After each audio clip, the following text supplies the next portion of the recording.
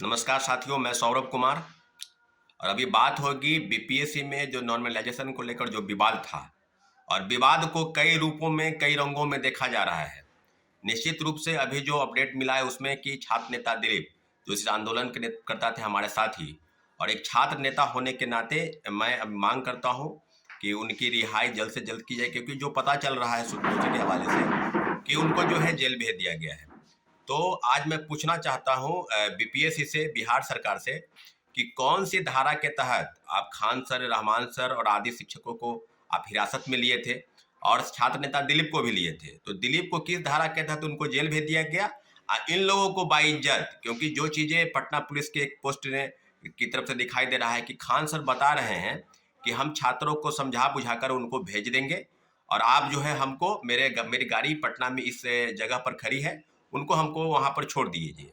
तो पूरी तरीके से आप समझ सकते हैं कि ये किस तरह का मामला है। तो मैं छात्रों से, अपने अभ्यर्थियों से जो 70वें बीपीएससी सिविल सेवा में बैठ रहे हैं और जो छात्र हैं, उनसे गुहार लगा रहा हूं कि हम लोगों का जो आंदोलन है, हम लोग का जो प्रोटेस्ट है, वो 3 प्रमुख मांगों को लेकर था।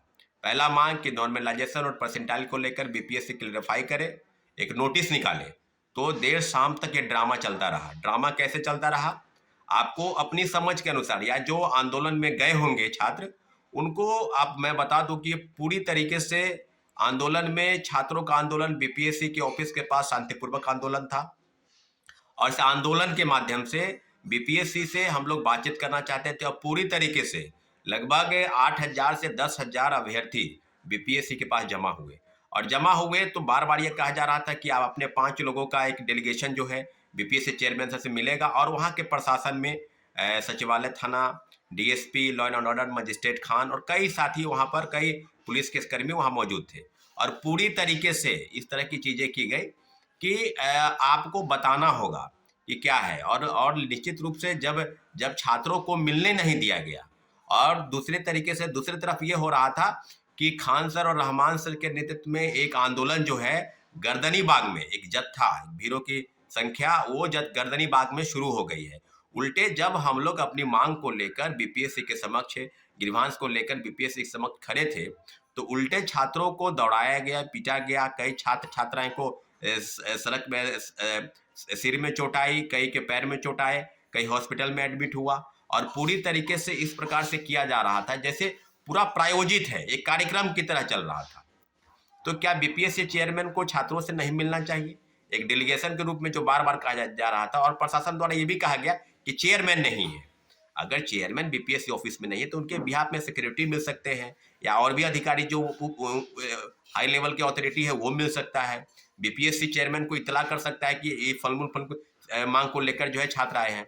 क्या बीपीएससी को पता नहीं था कि नॉर्मलाइजेशन को लेकर ये बीपीएससी का घेराव करने वाले हैं, और जो शांतिपूर्वक हम लोग का आंदोलन चल रहा था? एक भी वीडियो फुटेज दिखा दे जहाँ से छात्र उग्र हुए हैं।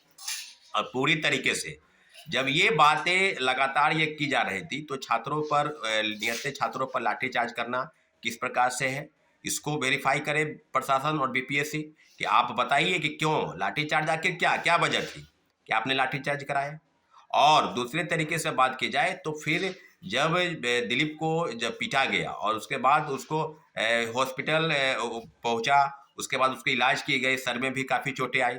उसके बाद क्या हुआ कि गर्दनी बाग में जो जत्था था, क्योंकि शाम हो गए थे, और शाम के बाद से आंदोलन को तितर बितर किया गया, तो बीपीएससी के कई छात्र बीपीएससी कार्यालय से गर्दनी बाग गए, क्योंकि क्योंकि क्योंकि वहां से एक सुनियोजित तरीके से आंदोलन जो है खान सर और रहमान सर के नेतृत्व में शुरू हो चुका था। तो अब जो बातें ये हैं कि बीपीएससी द्वारा जो कई चीजें की जा रही थी, आप देख रहे होंगे कि खान सर, रहमान सर, रोशन आनंद और कई शिक्षक जो थे वहाँ मौजूद थे, और उनको एक डिटेन किया, क्योंकि शांति बहाल करना था। और डिटेन करने के बाद इस तरह की चीजें की गई कि उन पर कुछ नहीं है। और खान सर ये बार बार, क्योंकि जो प्रेस रिलीज पटना पुलिस द्वारा अभी जारी किया गया उसमें स्पष्ट तौर पर खान सर ये कह रहे हैं अंदर में जाकर, क्योंकि आप अगर डेलीगेशन के रूप में गए हैं तो छात्रों को भी लेकर जाइए कि आपकी क्या वार्ता हो रही है बिहार सरकार से, आपकी क्या वार्ता हो रही है बीपीएससी से या प्रशासन से। तो वो बताने का, खान सर अकेले गए और बता रहे थे कि हमको डिटेन कर दिया गया है। और मीडिया के माध्यम से, मीडिया चैनलों द्वारा ये बार बार दिखाया जाना कि खान सर गिरफ्तारी हो गई है, खान सर गिरफ्तार हो गए हैं, खान सर को गिरफ्तार कर लिया गया है, फिर उनको हिरासत में ले लिया गया है, कहाँ पर उनको भेजा जाएगा, कई चीज़ें जो है वो बिल्कुल दिखाई जा रही थी। और खान सर बोल रहे थे कि हम जा रहे हैं बीपीएससी के पास जा रहे हैं। तो बीपीएससी के पास आप जा रहे हैं तो आप छात्रों को भी साथ ले जाइए। तो बोले बीपीएससी के पास हम क्यों जाएंगे, हम जा रहे हैं, हम इस छात्रों की जो मांग है, जो 3 प्रमुख मांग है, नॉर्मलाइजेशन जो है वो क्लेरिफाई करे बीपीएससी, लिखित रूप में आश्वासन चाहते हैं बीपीएससी के अभ्यर्थी। और दूसरा, जो सर्वर डाउन की वजह से 70 से 80 हजार अभ्यर्थियों ने फॉर्म फिलअप नहीं किया, उनको कम से कम एक मौका मिलना चाहिए था, उस मांग को लेकर आगे बढ़ रहे थे। और तीसरा मांग था कि परीक्षा जो है डेट की एक्सटेंड की जाए, कम से कम 20-25 दिन छात्रों अभ्यर्थियों को और समय, अतिरिक्त समय मिलना चाहिए। ये 3 प्रमुख मांग थी। इन मांग को लेकर आप छात्र नेता दिलीप की गिरफ्तारी हो गई। और किस धारा में गिरफ्तारी हो गई? अगर दिलीप की गिरफ्तारी हुई है तो हम लोगों की मांग अभी तक जायज है और दिलीप की रिहाई तक यह आंदोलन जारी रहेगा। और हम लोग की 2 प्रमुख मांग अभी तक बाकी है। अगर दिलीप की गिरफ्तारी हो गई वही धारा में, और उसी धारा में खान सर, रहमान सर और किस प्रकार से एक सुनियोजित तरीके से एक कार्यक्रम जो चला रहे थे बीपीएससी के छात्रों के, जिस शिक्षकों ने बीपीएससी के नॉर्मलाइजेशन को समर्थन किया, और वही शिक्षक जो है सुनियोजित तरीके से नॉर्मलाइजेशन के खिलाफ में आकर बोलने लगे। तो आप समझ सकते हैं कि पूरी तरीके से जो है प्री प्लान कार्यक्रम था। गर्दनीबाग, अगर छात्रों के साथ आप खड़े थे तो आप बीपीएससी ऑफिस आते, बीपीएससी के पास आते, छात्रों के साथ खड़े रहते। और जिस प्रकार से कार्यक्रम को चलाया गया, मीडिया के द्वारा ये दिखाया गया, मीडिया को भी ये चीज़ों को समझना होगा कि आखिर किस धारा के तहत छात्र नेता दिलीप की गिरफ्तारी हुई है।